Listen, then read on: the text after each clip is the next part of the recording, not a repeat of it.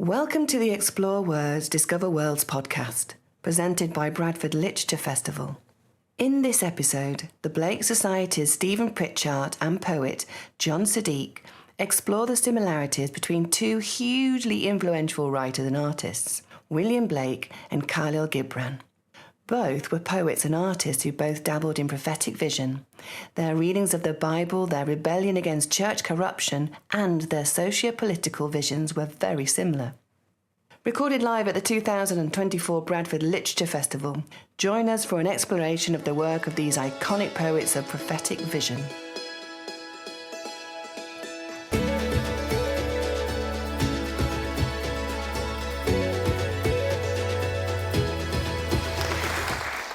My name's Stephen Pritchard. Some of you might have been in the last session, so forgive me on that. I'm Secretary of the Blake Society, and we're here to work with Blake and Kahlil Gibran. If you're not a member of the Blake Society, either look us up, just put Blake Society into Google. I've got a few cards left. I brought hundreds, but they all went in the last event. I think there's still a couple around. If you're really keen, come and get one. It's a nice picture of Albion and a Blake quotation on the back. Where shall we take our stand to view the infinite and unbounded? But you can easily look us up online. Last year, I met John Siddique, who is a wonderful man, and we immediately got on. John's a poet and a musician and a spiritual teacher. He's written a lot of books, and we talked. He was doing an event on Gibran. I was just there as a guest. We talked about Blake and Gibran, and this is my first Blake book that I bought. I've now got nearly 200 books on or by Blake, on and about Blake, different editions. This tiny one was my intro. And the brilliant thing about it, I bought it at school when I was 15, one of those touring exhibitions, is that it hasn't got just the early stuff that almost all collections have, and sometimes people get no further than Songs of Innocence and of Experience, which are amazing, of course, and deceptively simple, but it also has bits from his notebook, and it has bits from the major prophecies, just little bits, but it was enough to ravish me and entice me. And at the same time, I bought The Prophet by Kahlil Gibran. And what drew me in to that was this picture and the text. Just glancing at the text, it seemed quite amazing.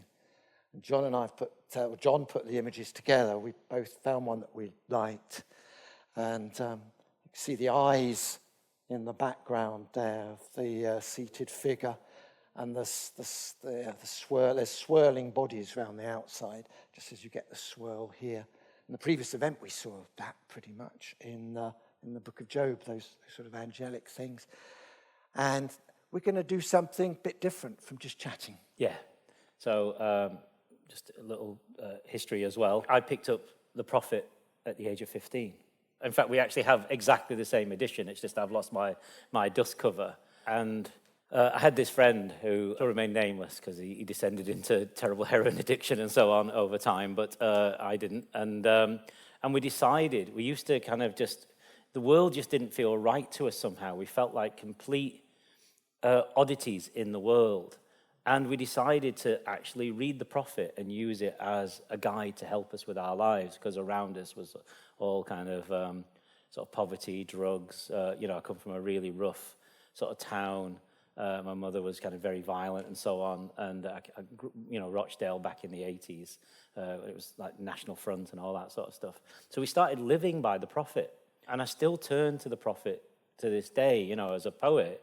One thing people don't realize is you think you're writing poems, but then whenever there's a birth, a death, or a marriage, you get these requests, kind of thing. Can you come and do this? Or can you come and do that? And I've found that Gibran is always very helpful in those times. And what's interesting about Gibran is he became better known for the art first. It was the art that got known first, and then sort of the poetry started kind of coming in. And he's patchy, actually, at times. But when he's good, there's nothing better, quite honestly. And so what we've decided for today is to do something a little bit different. Stephen and I were talking about last year is the frustration of coming to an event like this and people talking about things. You think that sounds like a good thing, but actually, mostly what you get is opinion, that person's opinion and their ego and so on. And sometimes it can be enlightening, but you never get to hear the work. So we're going to just read to you, basically. You're going to hear Blake and Gibran. That's what we're going to do. And then you can ask the questions, and I'm a lover of poetry, a lover of literature, as is Stephen, and if you throw the expert away, you can get your heart back. So that's the approach we've decided to take. I hope that's okay for you. Yeah, so we found intersections between Blake and Gibran, and we chose 6 intersections. I'm not sure we'll get through all of the stuff. Of course, Gibran comes after Blake, 130 years, I think it is, between them. But Gibran always credited Blake as kind of being a huge influence for him. And in my own lineage, because I believe that if you're a poet, you should follow your lineage back of the stuff you love. You get Blake, you get Gibran, you get Whitman, you get Allen Ginsberg, and if you keep following the line, well, I'm sitting here right now, and I am the product of those people before me. So whenever I write, whether I know it or not, there's a conversation going all the way back to Blake and to kind of what comes before. So should we start with Divinity Within? We can. Yeah. I was going to say, I hadn't made the connection completely at 15. And going back to the flyleaf, which I probably hadn't read because I was so keen to get into the book, it makes it explicit. And George Russell, who was a friend of Yeats, who brought Blake to the world, really, in terms of publishing the first complete edition of his works. So George Russell writes about Gibran being influenced by Blake and suggests that Rodin in Paris introduced Gibran to Blake. All I'd say is, in terms of influence, I think they drink from exactly the same well. So it may well be, for my money, that Gibran just recognized a completely twin soul in Blake. Yeah, and Gibran drank as well. So. Yeah. Yeah, Blake didn't. I think he'd like to drop of ale. But, yes. Yeah. So we're starting with Divinity Within. Yeah. We're thinking about standing to this, but we can. I don't know if we'll be lit. If we're not, if we look all shadowy in the face area. It feels wrong to sit down to read things out. Yeah, doesn't it? yeah. It feels a bit weird. Would you like to go first? I don't mind. You go first. Okay, I'll go first. So I'm going to lean on the Prophet a lot, but I'm going to come out from the Prophet as well. So I'm basically representing Kahlil Gibran today in this boxing match. You know, it'd be quite good actually, wouldn't it? I kind of put him up, Blake. You know, but something that is truly remarkable, I felt, about the Prophet and Gibran, regardless of his biography. This is the thing that's what I was saying about not really wanting to be the expert, because I have no interest in biography. In fact, when you read about people, it usually ruins it for you. So I'll just stick to the poems, thank you very much, you know. And then that lets you have access to art.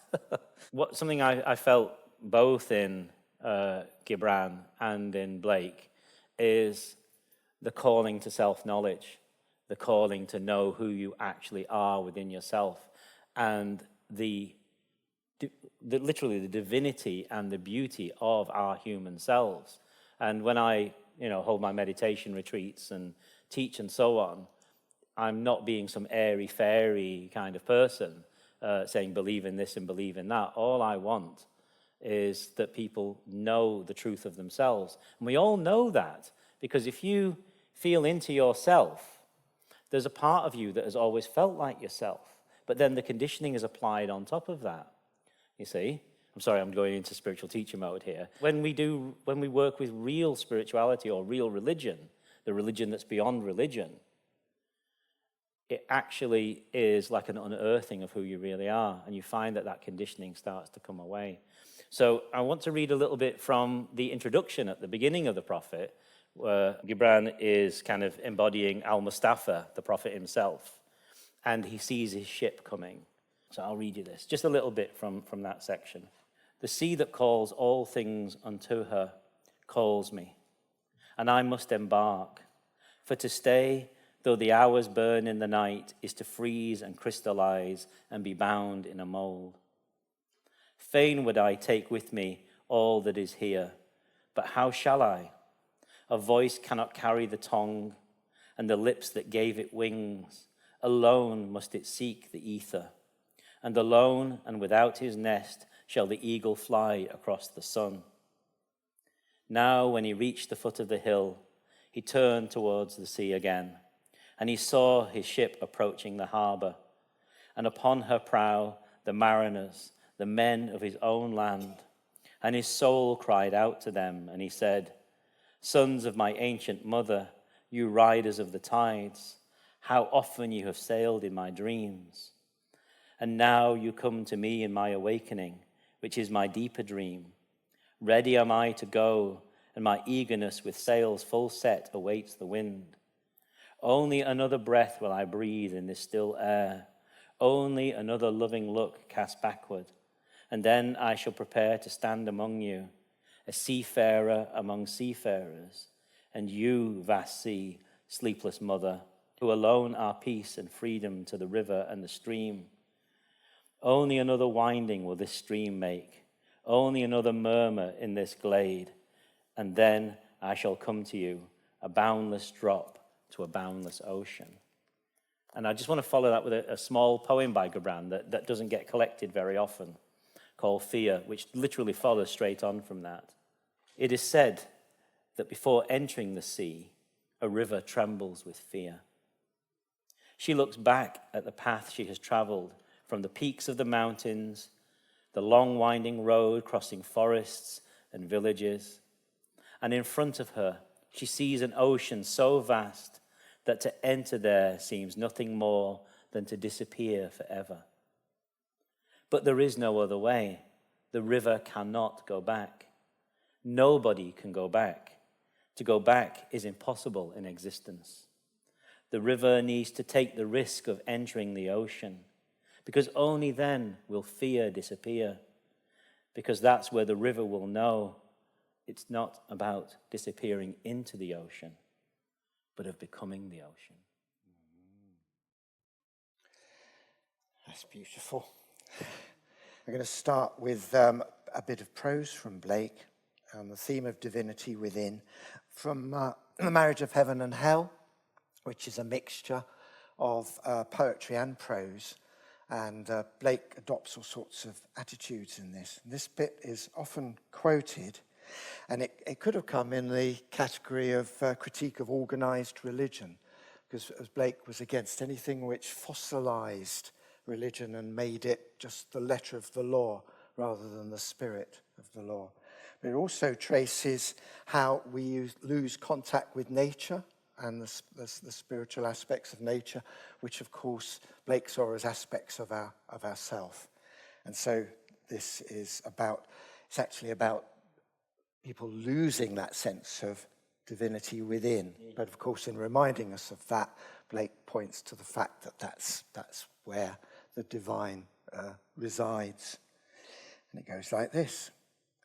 The ancient poets animated all sensible objects with gods or geniuses, calling them by the names and adorning them with the properties of woods, rivers, mountains, lakes, cities, nations, and whatever their enlarged and numerous senses could perceive. And particularly they studied the genius of each city and country, placing it under its mental deity, till a system was formed, which some took advantage of and enslaved the vulgar by attempting to realize or abstract the mental deities from their objects. Thus began priesthood, choosing forms of worship from poetic tales. And at length they pronounced that the gods had ordered such things.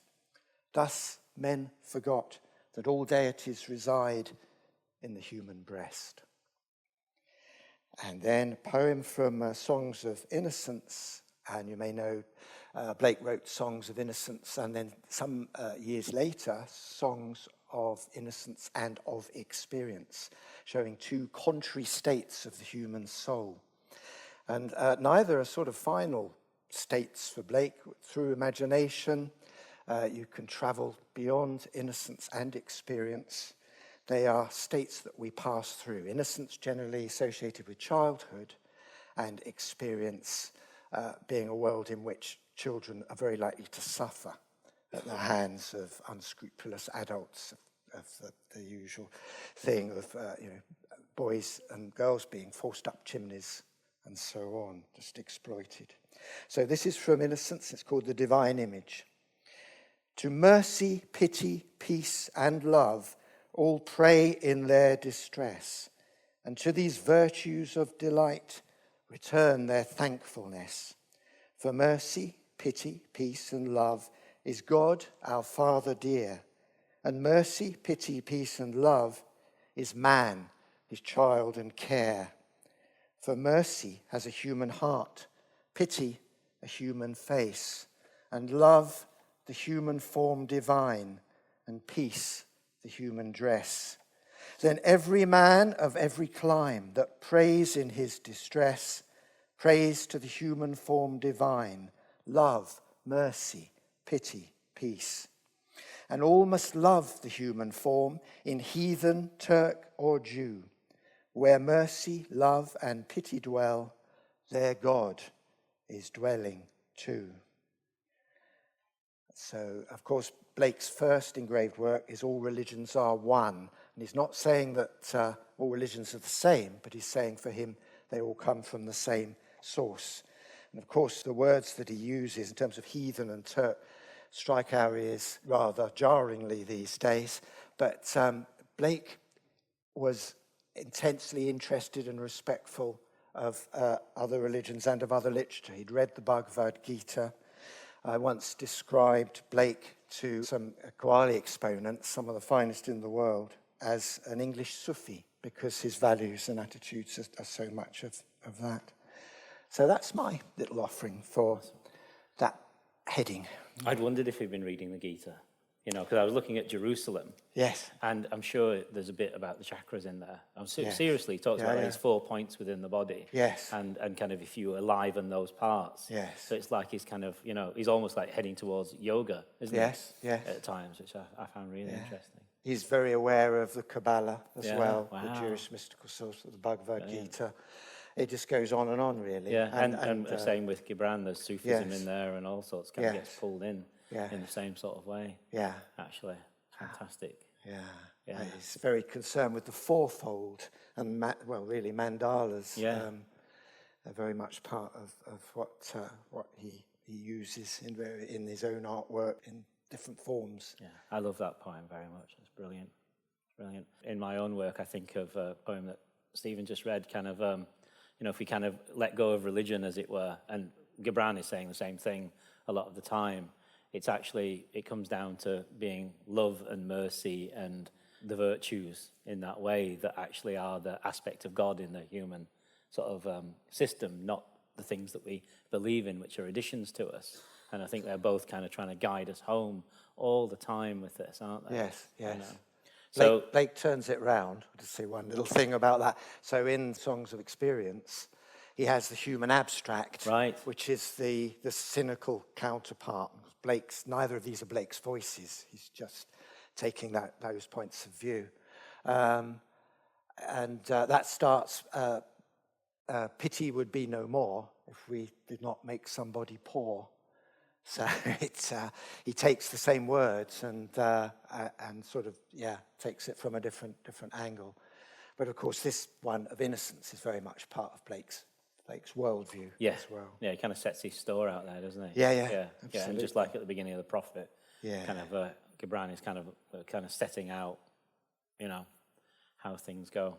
Shall we critique organized religion then? Absolutely. Okay, Yeah. there you go. So this is, where's my glasses? This is Gibran, again from the Prophet. And an old priest said, "Speak to us of religion."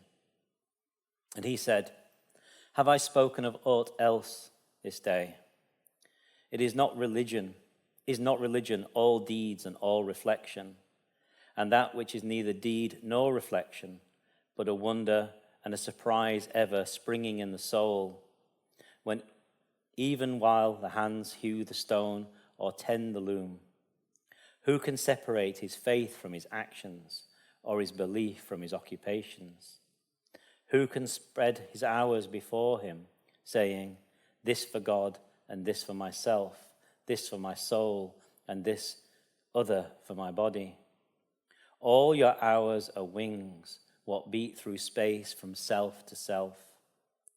He who wears his morality, but as his best garment, were better naked. The wind and the sun will tear no holes in his skin. And he who defines his conduct by ethics imprisons his songbird in a cage. The freest song comes not through bars and wires. And he to whom worshipping is a window, to open but also to shut, has not yet visited the house of his soul, whose windows are from dawn to dawn. Your daily life is your temple and your religion. Whenever you enter into it, take with you your all. Take plough and forge and the mallet and the lute, the things you have fashioned in necessity or for delight. For in reverie you cannot rise above your achievements, nor fall lower than your failures. And take with you all men, for in adoration you cannot fly higher than their hopes, nor humble yourself lower than their despair. And if you would know God, be not therefore a solver of riddles. Rather, look about you, and you shall see him playing with your children. And look into space, you shall see him walking in the cloud, outstretched his arms in the lightning and the descending rain. You shall see him smiling in flowers, then rising and waving his hands in the trees. Waving his hands in the trees. Gibran can be actually a tricky read. It looks so simple, but actually the tongue and Gibran take some work to put together sometimes. Actually, he kind of slips and slides a bit around, so it's really quite interesting, sort of poetically. Well, the rhythms and the cadences are just he doesn't quite. aren't they? Sometimes the beats can be quite interesting with Gibran, as it were. Yeah. Okie dokie. Critique of Organised Religion from Blake, which is songs of experience. A couple of those. First of all, the Garden of Love. I went to the Garden of Love, and I saw what I never had seen. A chapel was built in the midst, where I used to play on the green. And the gates of this chapel were shut, and thou shalt not writ over the door. So I turned to the Garden of Love that so many sweet flowers bore. And I saw it was filled with graves, and tombstones where flowers should be. And priests in black gowns were walking their rounds, and binding with briars my joys and desires. And Blake, of course, makes much of the very positive side to desire. And although at points, or perhaps it's not in any way different from Buddhism, which often desire is counted in that as something that we can lose suffering by losing desire. But maybe I'm misinterpreting that, John. Well, the thing with, I'm not a Buddhist, but I've studied that at great length. And the thing with desire within Buddhism, a lot of things that are not explained sometimes, is there can be this sort of nihilistic sort of way of looking at things. But actually, we have to look at where our desire actually is arising from. And so if it's rising from something unhealed within the self, this is quite Jungian what I'm about to say now, is that it will then project outwards. So if you end up in sort of codependent relationships or having to kind of strongly identify with the tribe in order to have an idea of yourself and things like that, so nationalism, patriotism, and so on, all come out of the desire to actually be whole, but can be very broken and kind of warped by that. So that's kind of the deeper version of that viewpoint. That's really cool. But desire doesn't need to be got rid of, because the true desires, once we start realizing the self or the true divinity within, as we're talking about here, then your desires become natural. Yes. Absolutely. Which is, Blake will talk about like the energy and so on. Yes. At that point. Blake is talking about repression, isn't he? Really, that's what it's about. And exuberance is beauty, he says. He's got that great sense of the positive energy of desire. He says in The Marriage of Heaven and Hell, which is a very provocative text, energy is the only life and is from the body. Blake reasserts that balance between mind and body and breaks that dualism that was set up in the Enlightenment, where we become divided beings between mind and body, between soul and body. It becomes very much all one for him. Here's the little vagabond, again from Songs of Experience. Dear mother, the church is cold, but the alehouse is healthy and pleasant and warm. Besides, I can tell where I am used well. Such usage in heaven will never do well.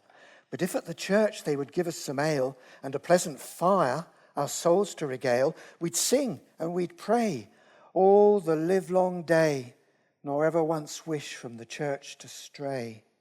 Then the parson might preach and drink and sing, and we'd be as happy as birds in the spring. And modest Dame Lurch, who is always at church, would not have bandy children, nor fasting, nor birch. And God, like a father, rejoicing to see his children as pleasant and happy as he, would have no more quarrel with the devil or the barrel, but kiss him and give him both drink and apparel. Blake has a great sense of humour, which isn't something we always find in great literature. No. But he's got it in huge amounts, something I love very much about him, one of the many things. Gibran could be funnier, actually, couldn't he? You know, he could do a tickling stick, I think. Gibran at times. I think he's got everything he needs. Yeah. Our eldest son got married last October in Southern Ireland, and they asked me, without any reference to whether I like Gibran or not, to read Gibran. Did you read The Marriage or The Love? It was Love. Which nice segue. Yeah, which we're going to hear, aren't we? We're going to hear that. Which it's almost like we planned this, isn't it? Really? Yeah. Yeah.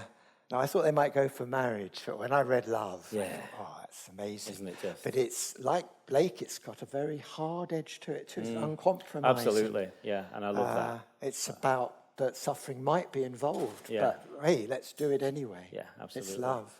Yeah. And that's something we do need to consider, you know, in the kind of the modern mind tends to think of love as being some wishy-washy thing. Yeah. But actually, you know, if love is actually applied, it changes everything. You know, when it wakens up in ourselves, it changes everything. If we were to apply some actual love in our world right now, things would not be as they are, you know. And so, you know, this reading from the prophet kind of for me is a very strong reminder. You know, this is not a book from 1922. This is here and now, basically, you know. And that is the thing with both Blake and Gibran, in that the relevance has actually got stronger, not faded away with time in many ways of these works. I'm going to read from the book. It's driving me nuts reading out of a folder because I've got like shiny pages. There's a bit I have to do from there, but I'll stick to my books. It's funny, I was doing a thing last night. Everybody's reading off phones and digital devices, right, for their poetry last night. And I come out with all this pile of books, and I felt like so old-fashioned, quite honestly. I was like, oh, I am the old man now, you know. So, but I'm all for books, I'm afraid. So there's nothing the same as a book, actually. Blake made his. Yeah, that's right. And invented a new method of printing. Wow. And his wife, Catherine Blake, did a lot of the colouring. We now realise that it isn't Blake, it's Blake's. The Blakes. The Blakes. Team. Yeah. Yeah, fantastic, the Blakes. When love beckons to you, follow him, though his ways are hard and steep. And when his wings enfold you, yield to him. Though the sword hidden amongst his pinions may wound you, and when he speaks to you, believe in him, though his voice may shatter your dreams as the north wind lays waste to the garden. For even as love crowns you, so shall he crucify you. Even as he is for your growth, so he is for your pruning. Even as he ascends to your height and caresses your tenderest branches that quiver in the sun, so shall he descend to your roots and shake them in their clinging to the earth. Like sheaves of corn he gathers you unto himself. He threshes to make you naked. He sifts you to free you from your husks. He grinds you to whiteness. He kneads you until you are pliant, and then he assigns you to his sacred fire, that you may become sacred bread for God's sacred feast. All these things shall love do unto you, that you may know the secrets of your heart, and in that knowledge become like a fragment of life's heart. But if in you fear would seek only love's peace or love's pleasure, then it is better for you that you cover your nakedness and pass out of love's threshing floor into the seasonless world, where you shall laugh, but not all of your laughter, and weep, but not all of your tears. Love gives naught but itself, and takes naught but from itself. Love possesses, nor would it be possessed. For love is sufficient unto love. When you love, you should not say, God is in my heart, but rather, I am in the heart of God. And think not you can direct the course of love, for if it finds you worthy, it directs your course. Love has no other desire but to fulfill itself. But if you love and must needs have desires, let these be your desires. To melt and be like a running brook that sings its melody into the night. To know the pain of too much tenderness. To be wounded by your own understanding of love, and to bleed willingly and joyfully. To wake at dawn with a winged heart and give thanks for another day of loving. To rest at the noon hour and meditate love's ecstasy. To return home at eventide with gratitude, and then to sleep with a prayer for the beloved in your heart and a song of praise upon your lips. Isn't that lovely? And that connects with the desires within the Blake poem, doesn't it? Yeah, Very clearly, absolutely. very clearly. Yeah. Yeah. That's gorgeous, gorgeous. So, I've got two bits here for love. One, because we've got love and compassion, and we've got one for more love. Well, they both got compassion. They both about. I'll just stop gibbering about it. So this one might be very personal to Blake. People conjecture. It's called William Bond, and there's a clue in the William. People conjecture whether Blake was tempted to have an affair at this point, and Catherine's reaction and her sadness, and how he came round to not doing it because of how much it impacted on her.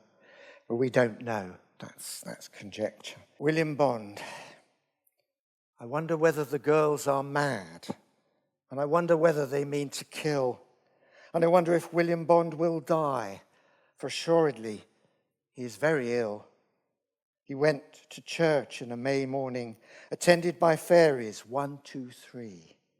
But the angels of Providence drove them away, and he returned home in misery. He went not out to the field nor fold. He went not out to the village nor town, but he came home in a black, black cloud, and took to his bed, and there lay down, and an angel of Providence at his feet, and an angel of Providence at his head, and in the midst a black, black cloud, and in the midst the sick man on his bed. And on his right hand was Mary Green, and on his left hand was his sister Jane, and their tears fell through the black, black cloud to drive away the sick man's pain. Oh, William, if thou dost another love better than poor Mary, go and take that other to be thy wife, and Mary Green shall her servant be. Yes, Mary, I do another I love far better than thee, and another I will have for my wife. Then what have I to do with thee? For thou art melancholy pale, and on thy head is the cold moon shine. But she is ruddy and bright as day, and the sunbeams dazzle from her eyne. Mary trembled, and Mary chilled, and Mary fell down on the right-hand floor, that William Bond and his sister Jane scarce could recover Mary more.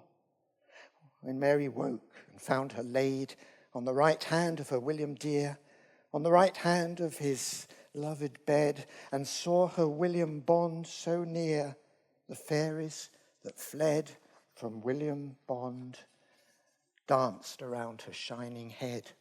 They danced over the pillow white, and the angels of providence left the bed. I thought love lived in the hot sunshine, but oh, he lives in the moony night. I thought to find love in the heat of day, but sweet love is the comforter of night. Seek love in the pity of another's woe, in the gentle relief of another's care, in the darkness of night and the winter's snow, in the naked and outcast. Seek love there. Whew. That one makes me go a bit peculiar. Yes. It just broadens, doesn't it? It opens everything up, from doesn't this it? love relationship into in the naked and outcast. Seek love there. And that just knocks me over. I had to sit down suddenly. Oh, another one. Get up again. Okay, so this is from his longest work, which he never published. It was a manuscript, very, very long. Vela or the Four Zoas, the two alternative titles, but he didn't ever decide which to call it, and it was never finished, it was never engraved. But it has got some of his greatest verse, and some of it he uses in the two major prophecies he did finish in Milton and Jerusalem. And this is Ennian. She's a female figure. She's the female half of Tharmas. So Tharmas and Ennian are a pair, and she has been driven into the void of non-entity. And in the manuscript, you can actually see her fading. Blake describes it as the margin of non-entity in the verse. You could actually see her on the margin of the page. And they were so poor, he's done it on proofs for a commercial work that he did, the illustrations to somebody else's work, and he's used the back, as we might use spare paper of the ones that didn't print so well. It goes like this. I'm going to abridge it slightly, but it's something that's often cited and read. And you may have heard it, you may have not. Happy blindness, Ennian sees not the terrors of the uncertain. Thus Ennian wails from the dark deep, and the gold heavens tremble. My heavens are brass, my earth is iron, my moon a clod of clay, my sun a pestilence burning at noon, and a vapor of death in night. What is the price of experience? Do men buy it for a song, or wisdom for a dance in the street? No, it is bought with the price of all that a man hath, his house, his wife, his children.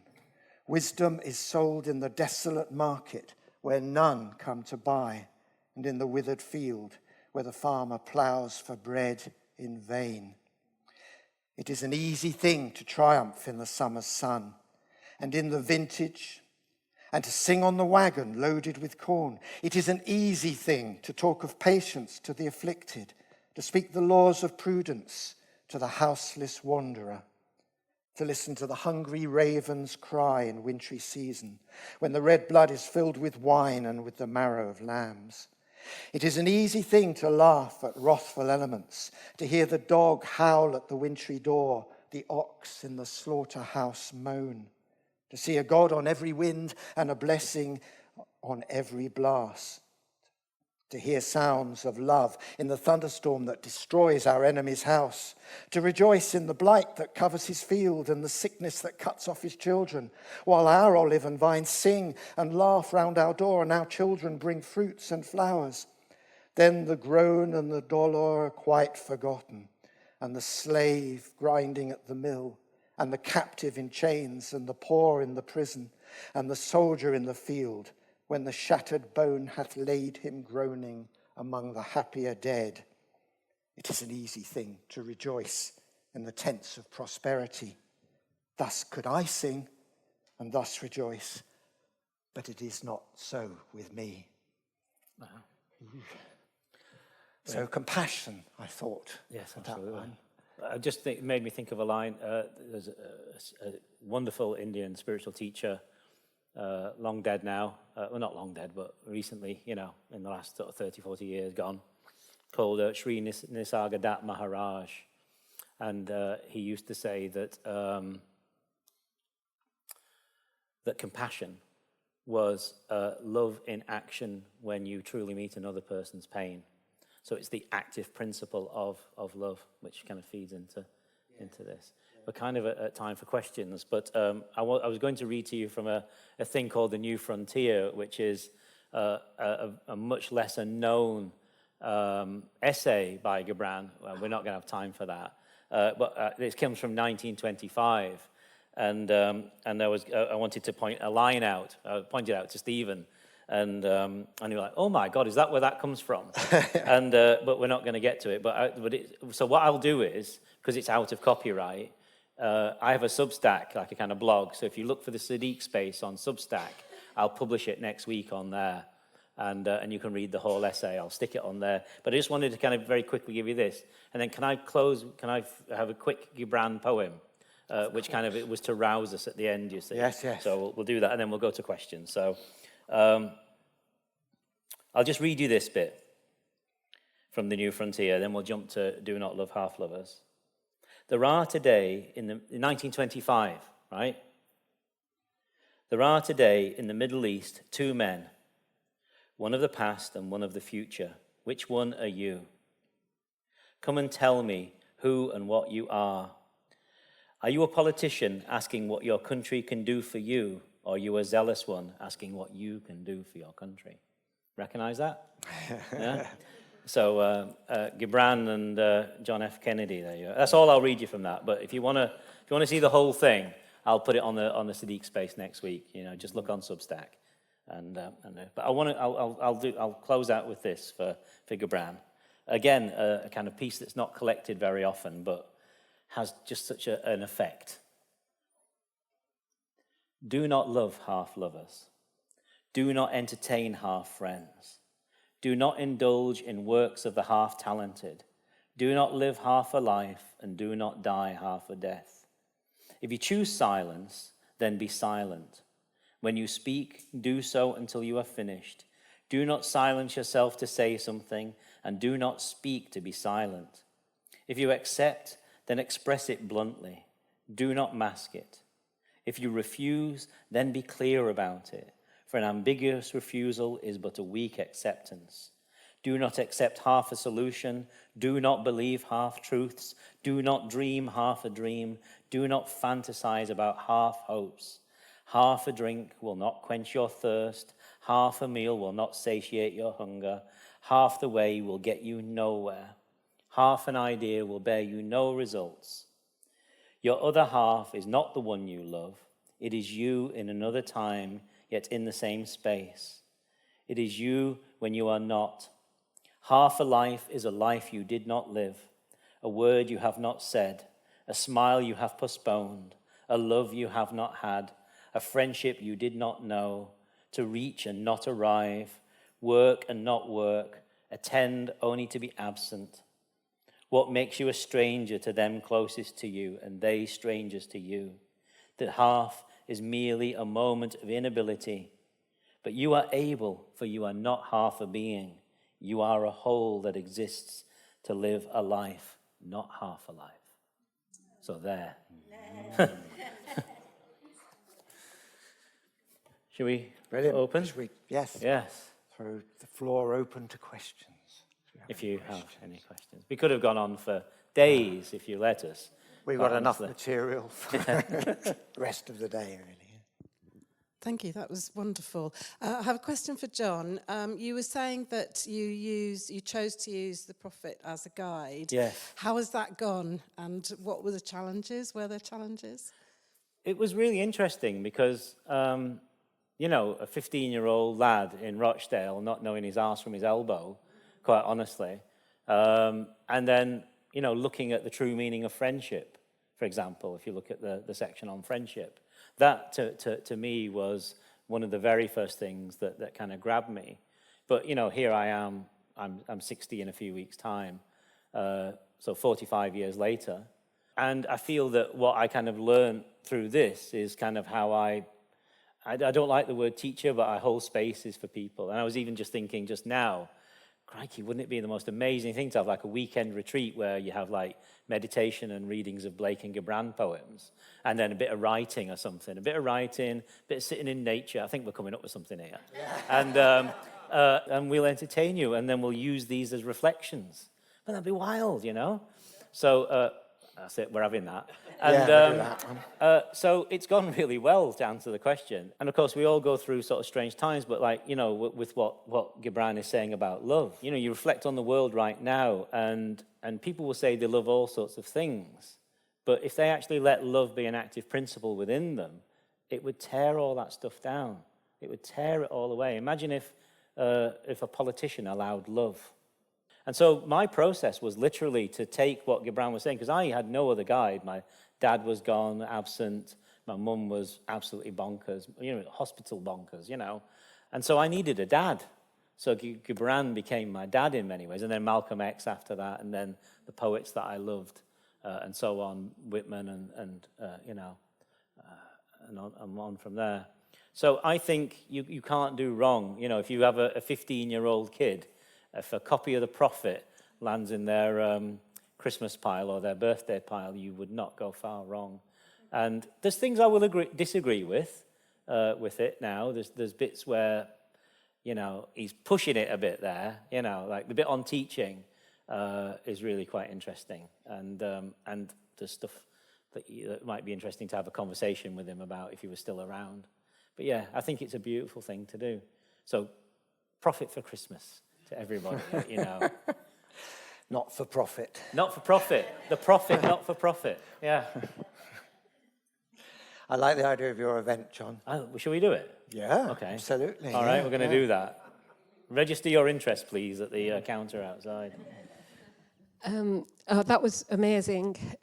Well worth getting up for on a Sunday morning, I think we'd all agree.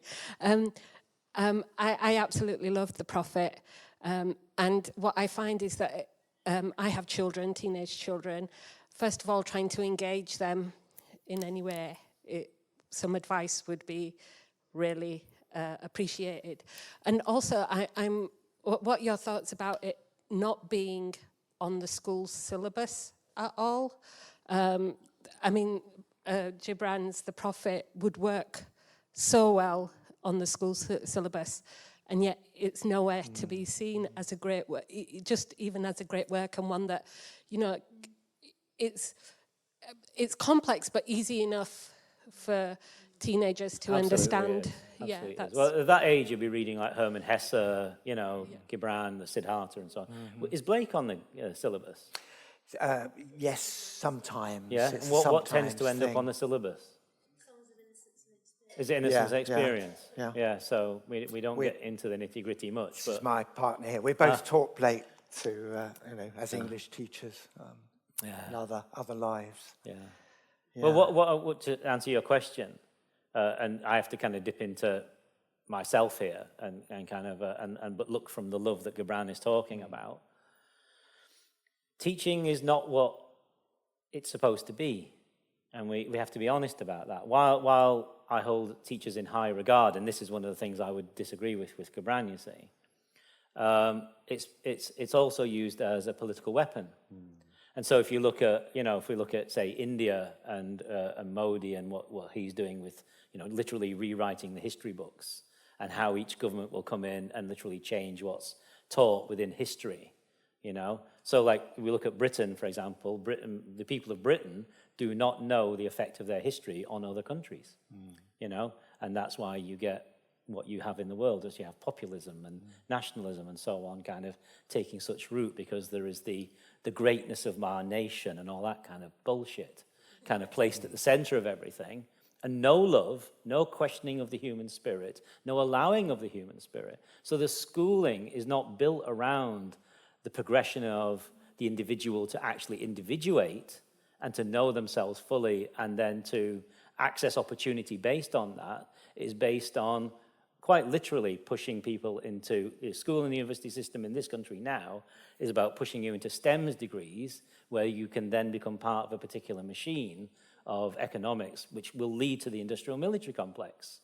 If you think about it, that's what's there. If you apply what's actually in the Prophet, then you couldn't manipulate people in that way. So it is actually the antithesis of modern teaching. That's why it's not there. I couldn't agree. I mean, it really should be Sorry, available. I'm talking a bit, not at all in the strong. syllabus. Yeah, so, yeah. I think we found that young people respond really well to Blake because of the contraries that he gives in innocence and experience, at that level. And the artwork. I used to have a teaching room with lots of Blake artwork. Not quite like that one, but quite a lot of Blake artwork, and of course with text and image, because he had a new method of printing to print the two together. And I used to ask the students when they thought these pictures were made, and they never ever guessed earlier than the 1970s. And of course we're talking 18th turn of the 19th century. So yeah.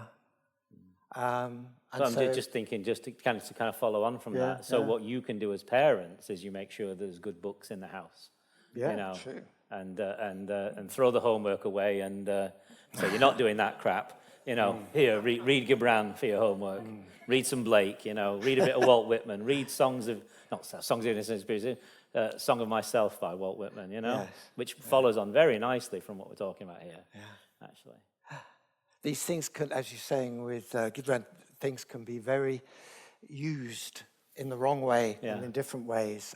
And Did Those Feet in Ancient Time was written originally as put to music by Parry, I should say. So the lyric was there. It was part of it's a preface to a 2,000-line poem in which Milton recognizes, Blake has Milton in Unhappy Though in Heaven, and he realizes he's been an absolute bastard to his 3 wives and 3 children, returns to earth to try and put that right and recognize the equal value of the feminine.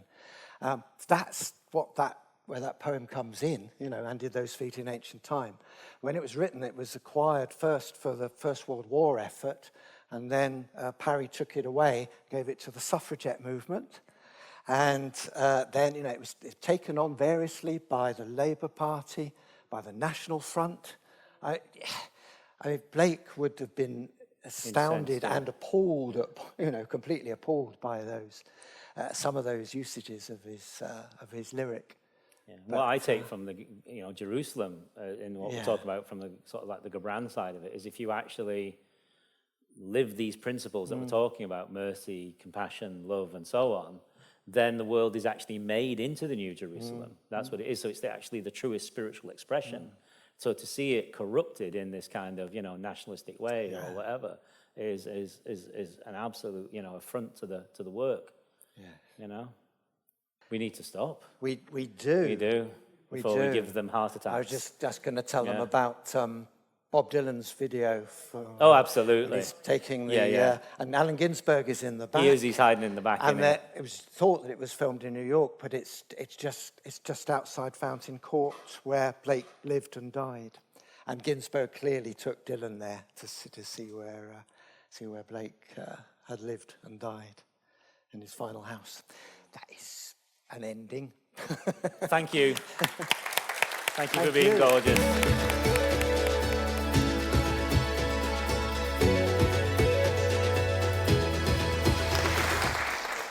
Thank you for joining us on this episode of the Explore Words, Discover Worlds podcast, presented by Bradford Literature Festival.